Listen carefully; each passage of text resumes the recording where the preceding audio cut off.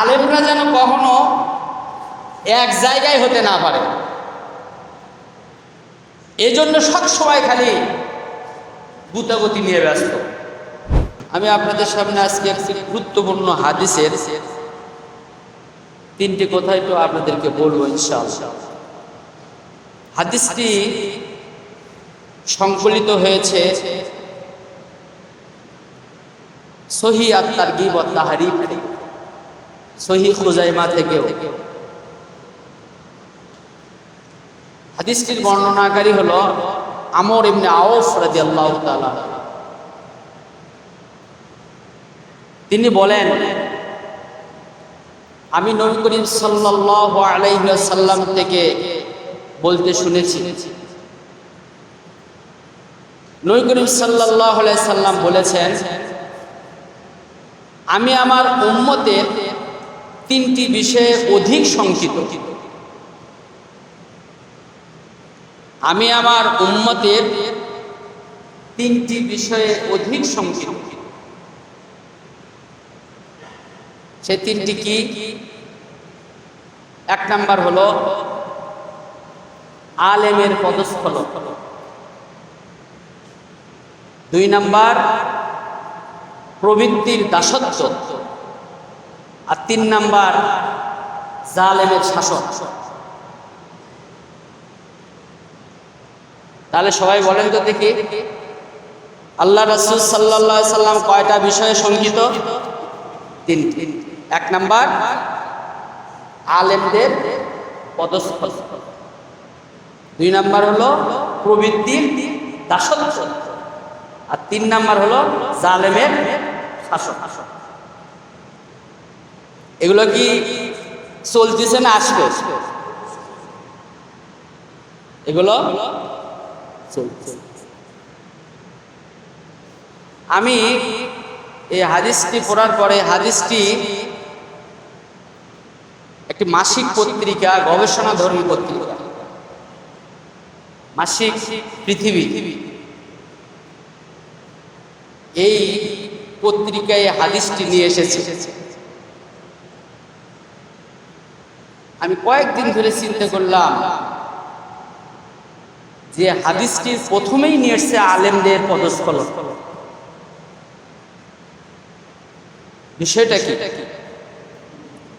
আলেমরাই তো জাতির রাহবার, আলেমরাই হলো জাতির পথ প্রদর্শক, আলেমরা হলো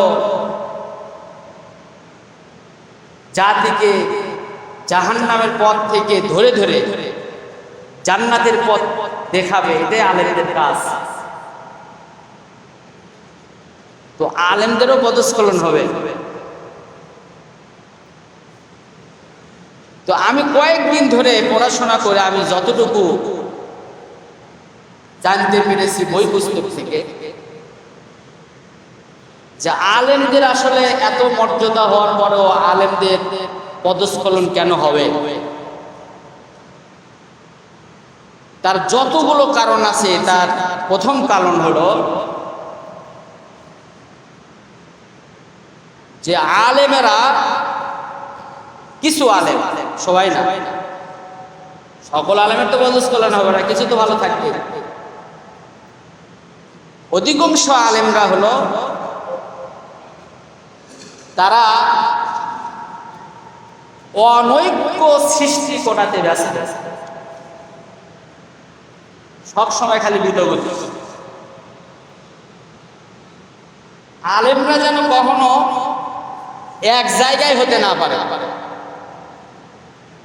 এজন্য সবসময় খালি গুতাগুতি নিয়ে ব্যস্ত।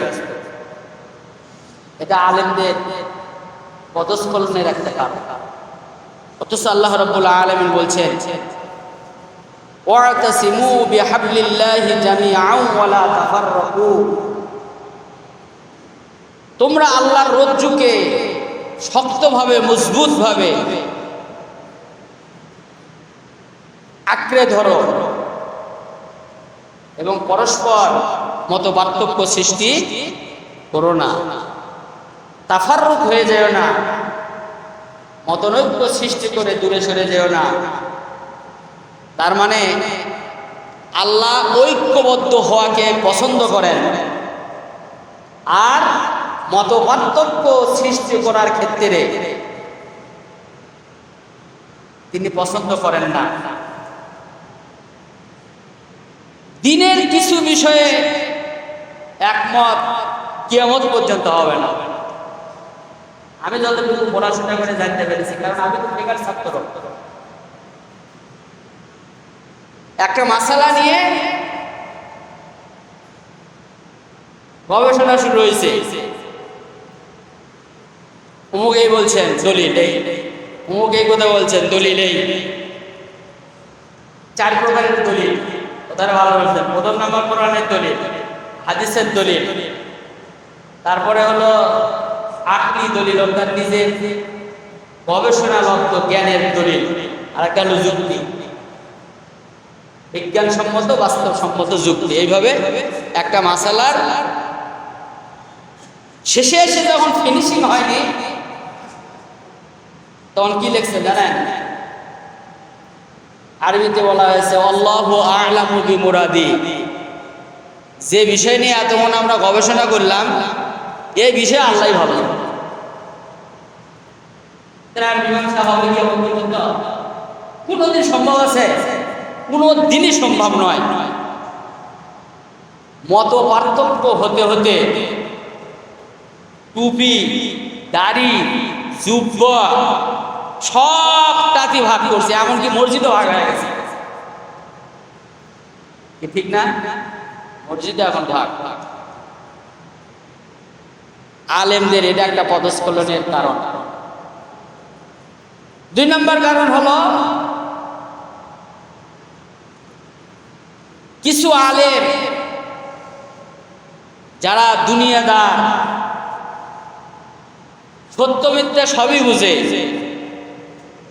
কিন্তু নিজের জান এবং মাল দিয়ে আল্লাহর দ্বীন প্রতিষ্ঠা করার ক্ষেত্রে গাফিলতা, এখানে সে আসতে চায় না।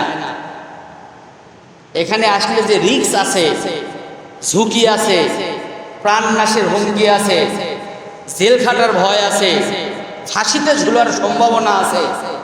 এই জন্য কিছু দুনিয়াদার আলেম সব জানে, সত্য মিথ্যা সবই বুঝে, কোনটা হক কোনটা ব্যাহক সবই জানে, কিন্তু নিজের জীবনের রিস্ক নিতে রাজি। এটা একটা আলেমদের পদস্খলনের কারণ। আরেকটা কারণ হলো কিছু সুবিধাবাদী আলেম আছে, তারা 2 দিকেই ঢোল পিটায়, 2 দিকেই ঢোল পিটায়। কিছুদিন আগে আমাদের একজন হুজুর একটা মাঠে বক্তৃতা দিয়েছিলেন যে সুদখোরের সাথে ঘুষখোরের সাথে কুরবানি ভাগে দেওয়া যায় আছে। বলছেন দেওয়া যায়। এটা নিয়ে অনেক হইচই হচ্ছে সেই মাঠে। এই কথাটা গতকালকে আমি শুনলাম। আমি বললাম হুজুর তো ঠিকই বলেছেন, সুদ খেলে কি সে বেঈমানদার হয়ে গেছে? সে কবিরা গুনাহ করছে, তওবা করলে ভালো হয়ে যাবে। ঘুষ খাইছে, ও কবিরা গুনাহ করছে, ও ঈমান থেকেই খারিজ হয়ে গেছে? হয়নি। কুরবানি তো নাজায়েজ হয়নি। কিন্তু যে ব্যক্তি জুলুমকে জুলুম জানার পরও জুলুমের পক্ষ অবলম্বন করে থাকে, সে ইসলাম থেকে খারিজ হয়ে গেছে। এই হাদিসটা জানেন না? অসত্যকে অসত্য বলার হিম্মত নাই, অন্যায়কে অন্যায় বলার হিম্মত নাই।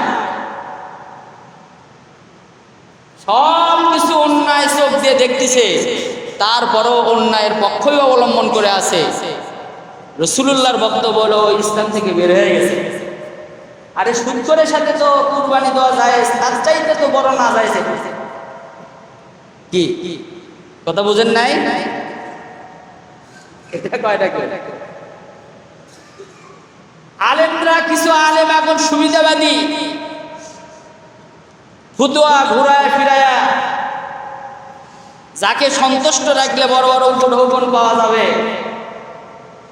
এরকম উপঢৌকন নেওয়ায় কিছু আলেম বিধিব্যস্ত। এখন জায়েজকে না জায়েজ বানায় দিতে আর না জায়েজকে জায়েজ বানায় দিতে দ্বিধা করতেছে না। মানুষ মনে করতেছে ওই তো অনেক বড় আলেম। কারণ হলো আমাদের সমাজের টেন্ডেন্সি হলো মানুষ আলেম দিয়া ইসলাম মাপে, কিন্তু ইসলাম দিয়ে আলেম মাপে না। কথা কি বুঝছেন? কোরআন দিয়ে আপনি আলেম মাপবেন না আলেম দিয়ে কোরআন মাপবেন? কোরআন দিয়ে আলেম মাপবেন না আলেম দিয়ে কোরআন মাপবেন? কোরআন দিয়ে আলেম মাপা লাগবে, কিন্তু এখন আমরা আলেম দিয়ে কোরআন মাপতেছি। প্রিয় ভাই সব, এই সুবিধাবাদী আলেম আছে, এটাও আলেমদের পদস্খলনের একটা কারণ। এরপরে